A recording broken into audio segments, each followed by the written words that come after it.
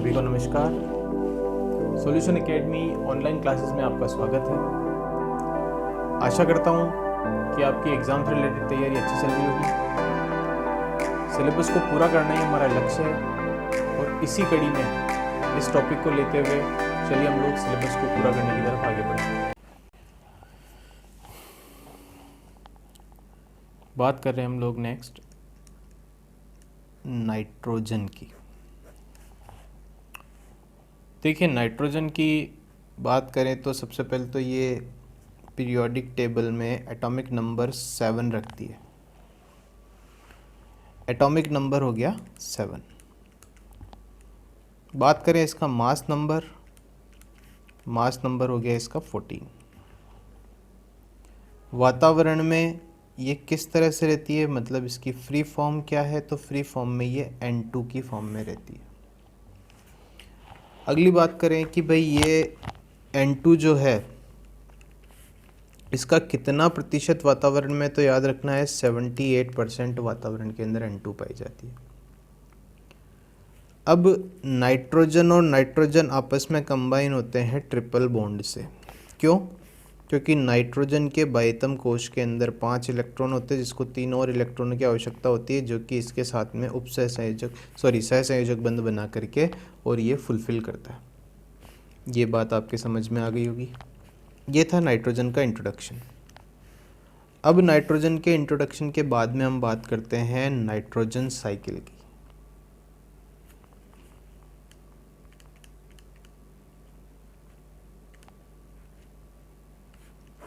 Nitrogen cycle, सबसे पहले मैं आपको एक बार ये साइकिल बना के समझाता हूँ, फिर इसकी रिएक्शंस बताता हूँ। मेनली देखो, ये जो नाइट्रोजन है, नाइट्रोजन साइकिल बहुत कॉम्प्लेक्स है। अगर ऐसे देखें तो इजी है, पर इसकी जो रिएक्शंस है वो कॉम्प्लेक्स लगती है नहीं। ठीक है, देखें, जो नाइट्रोजन है वो बेसिकली वातावरण में पाया जाएगा। वातावरण के अंदर नाइट्रोजन उपस्थित है, पहली बात 78%।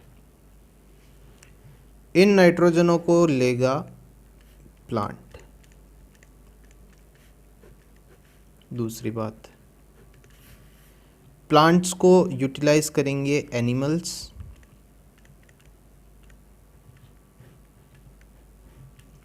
एनिमल्स के डिके होने की वजह से नाइट्रेट्स बनते हैं, जिनको वापस से प्लांट्स के द्वारा ले लिया जाता है।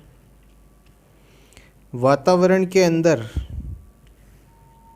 लाइटनिंग के थ्रू, मतलब बिजलियां चमकना, लाइटनिंग के थ्रू, और साथ में रेन होती है, तो उसकी वजह से ये नाइट्रेट्स नीचे जा जाते हैं ज़मीन में, अर्थ में। ये अर्थ पे आ गई। यहाँ से डीनाइट्रीफाइंग बैक्टीरिया, याद रखना, डीनाइट्रीफाइंग बैक्टीरिया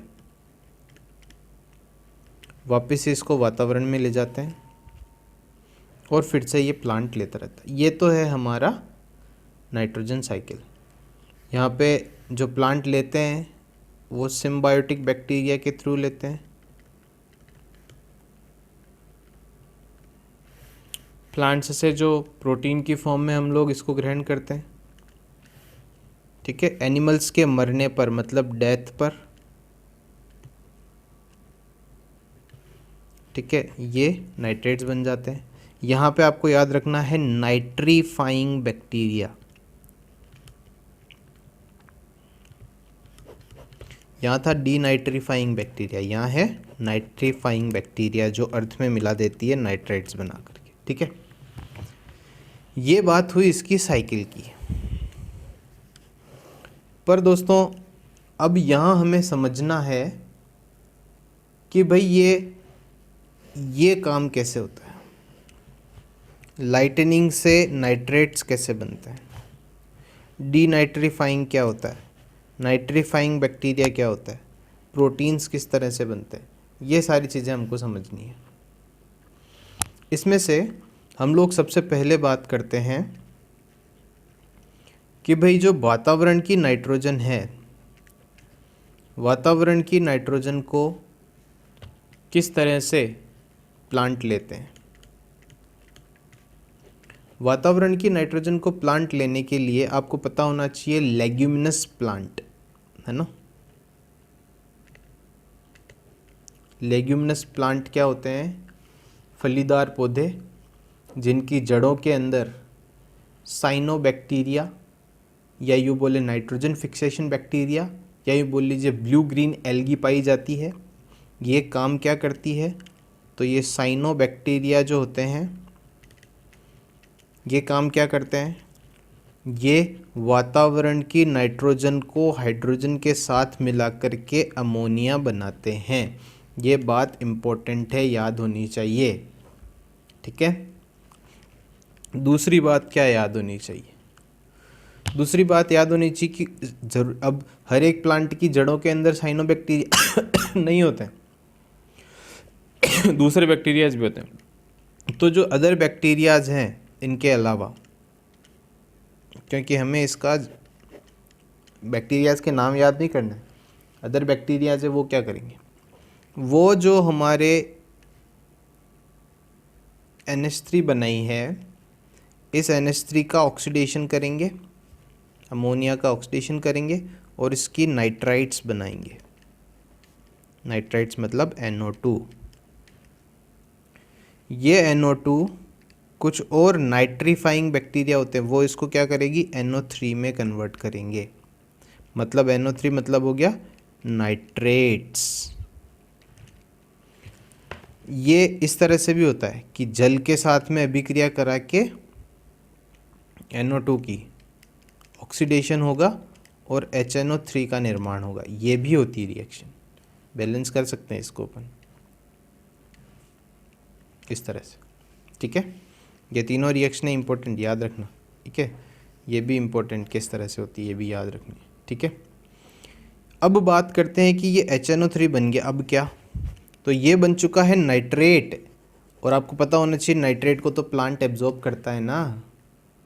प्लांट ने एब्जॉर्ब कर ली नाइट्रेट। अब क्या होगा? अब जो ये नाइट्रेट्स हैं जिनको मैं बोल रहा हूँ HNO3 जो बना है, वो अमोनिया के साथ में रिएक्ट करके अमोनियम नाइट्रेट बनाएगा, जिसको कि प्लांट अमीनो एसिड बनाने में यूज़ करेगा। अमीनो एसिड फिर पेप्टाइड बनाएगा, और पेप्टाइड से क्या बनेंगे? प्रोटीन का निर्माण होगा। ये बात समझ में आ गई, प्रोटीन किस तरह से बनेंगे। फिर इन प्रोटीन्स को हम लोग खाएंगे, एनिमल्स खाएंगे। उसके बाद क्या होगा? नेक्स्ट देखें, नेक्स्ट पेज ले लेते हैं।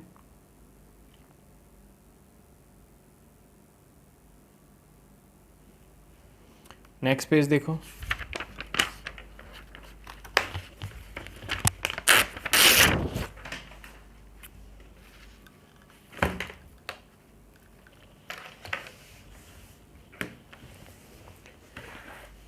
देखो,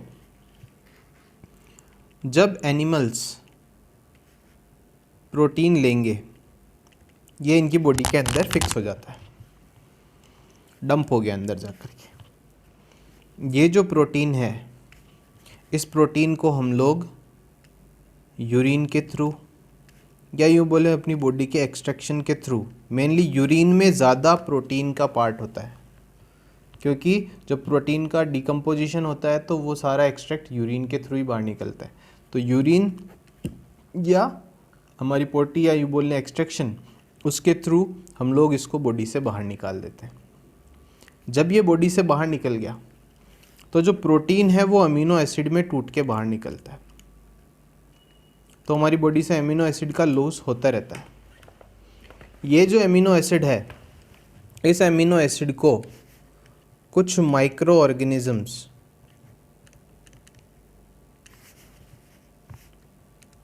ऑक्सीडाइज्ड करके नाइट्रेट्स में बदल देते हैं। इन नाइट्रेट्स को नाइट्रोसिफिकेशन या नाइट्रोसिफाइंग बैक्टीरिया नाइट्रेट्स में बदल देंगे। ये जो नाइट्रेट्स बने हैं उनको डी नाइट्रीफाइंग बैक्टीरिया, वापस जाके देखो स्लाइड में, पीछे जाके देखो कि डी नाइट्रीफाइंग बैक्टीरिया कहाँ थे। डी नाइट्रीफाइंग बैक्टीरिया थे नाइट्रेट्स से वापस वातावरण में नाइट्रोजन छोड़ने वाले। तो डी नाइट्रीफाइंग बैक्टीरिया क्या करेंगे, नाइट्रेट्स का डी नाइट्रिफिकेशन करके N2 प्लस N2O नाइट्रोजन और नाइट्रस ऑक्साइड बनाएंगे। ये नाइट्रस ऑक्साइड एक ग्रीन हाउस गैस है। अब भैया ये नाइट्रस ऑक्साइड तो ग्रीन हाउस गैस है, खतरनाक है, तो इसका इम्पैक्ट पड़ रहा है हमारे खेती की वजह से। बताओ कैसे। खेती के अंदर हम लोग बहुत ज़्यादा यूरिया वगैरह यूज़ करने लग गए हैं, नाइट्रोजन वगैरह यूज़ करने लग गए हैं। उनके यूज़ करने की वजह से क्या हो रहा है कि वातावरण के अंदर ज़्यादा से ज़्यादा D nitrifying bacteria nitrous oxide का निर्माण कर रहे हैं। नाइट्रस ऑक्साइड एक ग्रीन हाउस गैस है, तो यूरिया वगैरह खाद जो आप यूज़ करते हो ऑर्गेनिक में, मतलब आप ये जो रासायनिक खाद यूज़ करते हो, वो सारी के सारे फर्टिलाइज़र्स ग्रीन हाउस इफेक्ट के लिए रिस्पॉन्सिबल है। समझ में आ गया होगा। ये है हमारी नाइट्रोजन साइकिल। नाइट्रोजन साइकिल के अंदर मैंने आपको बताया कि भाई साइनोबैक्टीरिया किस तरह से नाइट्रिफिकेशन करते हैं, अदर बैक्टीरियाज किस तरह से नाइट्रिफिकेशन करते हैं, ठीक है, नाइट्रस ऑक्साइड कैसे होती है, ग्रीन हाउस इफेक्ट कैसे होता है, और हमारी जो नाइट्रोजन साइकिल है वो किस तरह की है, ठीक है।